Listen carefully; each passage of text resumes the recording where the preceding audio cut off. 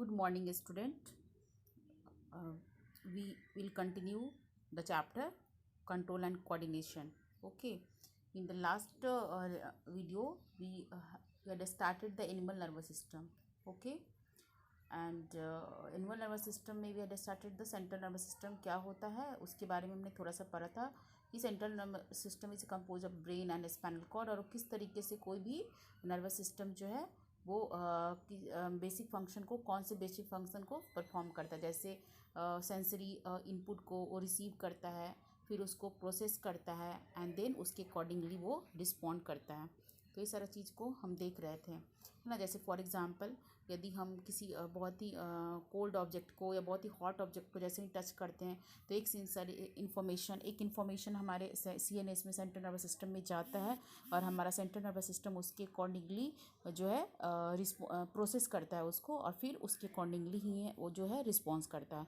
Okay, today we will do the classification of the human nervous system. Okay, so let's start. तो nervous system का classification में क्या है student, सबसे पहले हम नर्वस सिस्टम को दो पार्टों में डिवाइड करते हैं, CNS एंड PNS। CNS का मतलब होता है central nervous system and PNS का मतलब होता है पेरीफेरल नर्वस सिस्टम। CNS के अंतर्गत स्टूडेंट, CNS मतलब सेंट्रल नर्वस सिस्टम, सेंटर में हमारा क्या है ब्रेन एंड स्पाइनल कॉर्ड आता है और पेरीफेरल नर्वस सिस्टम के अंतर्गत हमारा वॉलेंट्री एंड इनवॉलेंट्री आता है, voluntary nervous system and involuntary nervous system. Okay, और वॉलेंट्री नर्वस सिस्टम के अंतर्गत स्टूडेंट हमारा जो क्रेनियल नर्व है और स्पाइनल नर्व है वो आता है, उसका फर्दर डिवीजन करके। और इनवॉलेंट्री जिसको हम ऑटोनोमिक नर्वस सिस्टम भी कहते हैं, सिंपैथेटिक एंड पैरासिम्पैथेटिक होता है, जिसको हम वन बाय वन देखते हैं।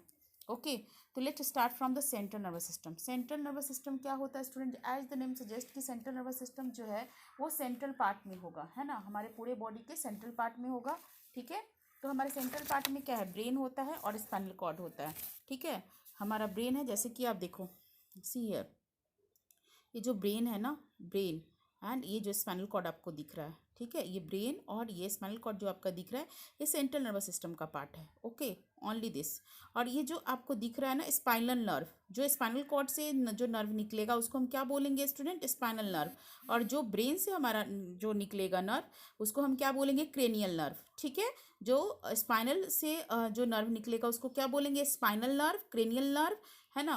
ये जितना भी है ये सब पेरीफेरल नर्वस सिस्टम के अंतर्गत आता है, क्योंकि सेंटर के बाद में है, जो सेंटर को छोड़ के जो कुछ भी आएगा वो पेरीफेरल नर्वस सिस्टम के अंतर्गत आता है। तो आप कह सकते हो as the name suggest, central part of the nervous system which involve the brain and the spinal cord. Okay, and peripheral nervous system जो है, पेरीफेरल नर्वस सिस्टम क्या होता है student, peripheral nervous system is everything else beside the nervous system.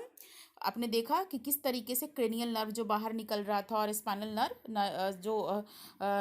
जो spinal cord से बाहर निकल रहा था वो पेरीफेरी में, पेरीफेरी का मतलब साइड में होता है, उसको हम पेरीफेरल नर्वस सिस्टम कहते हैं। Peripheral is of two type, peripheral nervous system दो तरह का होता है। If the nerve arising from brain, मैंने आपको दिखाया ब्रेन से जैसे नर्व अराइज हो रहा था तो उसको हम क्या बोलेंगे, cranial nerve. And if the nerve is arising from the spinal cord then it is called the spinal nerve. Okay, so और ऑटोनोमिक की बात कर लेते हैं। ऑटोनोमिक नर्वस सिस्टम क्या होता है स्टूडेंट, ऑटोनोमिक नर्वस सिस्टम जो है हमारा जो पेरिफेरल नर्वस सिस्टम है उसी का पार्ट है। Autonomic nervous system and voluntary के बारे में जैसा कि मैंने बताया, spinal nerve and cranial nerve. ठीक है, तो वॉलेंट्री का पार्ट हो गया स्पाइनल नर्व। वॉलेंट्री का मतलब होता है जो हमारे ऐच्छिक कंट्रोल है, जिसको हम जैसे चाहे वैसे, जैसे फॉर एग्जांपल जैसे हमारा हैंड है तो हम उसको अपने अनुसार ही उसका मूवमेंट करेंगे, है ना। हम जैसे बोलना चाह रहे हैं तभी हम बोल रहे हैं, तो कोई भी जो मूवमेंट हमारे कंट्रोल में हो that is called voluntary control, है ना। तो voluntary control is a part of peripheral nervous system. Okay, उस तरह से जो ऑटोनोमिक नर्वस सिस्टम है उसके अंदर इनवॉलेंट्री कंट्रोल आता है। इनवॉलेंट्री का मतलब जो हमारे कंट्रोल में नहीं है। ओके, तो ऑटोनोमिक नर्वस सिस्टम को हम क्या लिखेंगे, is a part of peripheral nervous system which is under involuntary control, जो किसके कंट्रोल में, इनवॉलेंट्री कंट्रोल में है। जैसे कंट्रोल ऑफ हार्ट बीट, जो हमारा हार्ट जो बीट करेगा, है ना, क्या हम चाहेंगे तभी हमारा हार्ट बीट करेगा, ऐसा तो नहीं है। हार्ट तो बीट करता रहेगा, अपने अनुसार करेगा। जैसे हमारा ब्लड प्रेशर, हम चाहेंगे तभी इंक्रीज या डिक्रीज होगा, ऐसा भी नहीं है। ठीक है, जैसे हमारा डाइजेशन, क्या हम चाहेंगे कि फूड जल्दी डाइजेस्ट हो जाए है तो जल्दी होगा? ऐसा तो कुछ नहीं है, फूड तो अपने टाइम से ही डाइजेस्ट होगा। डायलेशन ऑफ पिपल, जैसे आपने कभी कुछ डेंजरस चीज़ देख लिया, कुछ अजीबोगरीब चीज़ देख लिया, उस समय जब हमारा पिपल का डाइजेशन होता है, ठीक है। Dilation and constriction of blood vessel, हमारा ब्लड वेसल किस तरीके से हमारे बॉडी के अंदर डायलेट होता है और कंस्ट्रिक्ट होता है, वो सब किसके अंतर्गत आएगा? ऑटोनोमिक नर्वस सिस्टम के अंतर्गत आता है, ठीक है। All the automatic function is considered under the autonomic nervous system. Okay, अब ऑटोनोमिक नर्वस सिस्टम को फर्दर हम डिवाइड करते हैं सिंपैथेटिक एंड पारासिम्पैथेटिक। क्या? सिंपैथेटिक एंड पारासिम्पैथेटिक, जिसके बारे में हम नेक्स्ट वीडियो में डिस्कस करेंगे, सिंपैथेटिक और पारासिम्पैथेटिक क्या होता है। ठीक है स्टूडेंट, तो आपको डिवीजन ऑफ नर्वस सिस्टम समझ में आया, सीएनएस एंड पीएनएस, और किस तरह से सीएनएस का ब्रेन और स्पाइनल कॉर्ड में डिवाइड करते हैं और पीएनएस को वॉलंटरी और इनवॉलंटरी में डिवाइड करते हैं। ओके, फिर वॉलेंट्री को हम क्रेनियल नर्व और स्पाइनल नर्व में डिवाइड करेंगे और इनवॉलेंट्री को सिंपैथेटिक एंड पारासिम्पैथेटिक में डिवाइड करेंगे। ओके, तो हम अभी ऑटोनोमिक तक समझ चुके हैं, नेक्स्ट वीडियो में हम सिंपैथेटिक और पारासिम्पैथेटिक को समझेंगे। Thank you.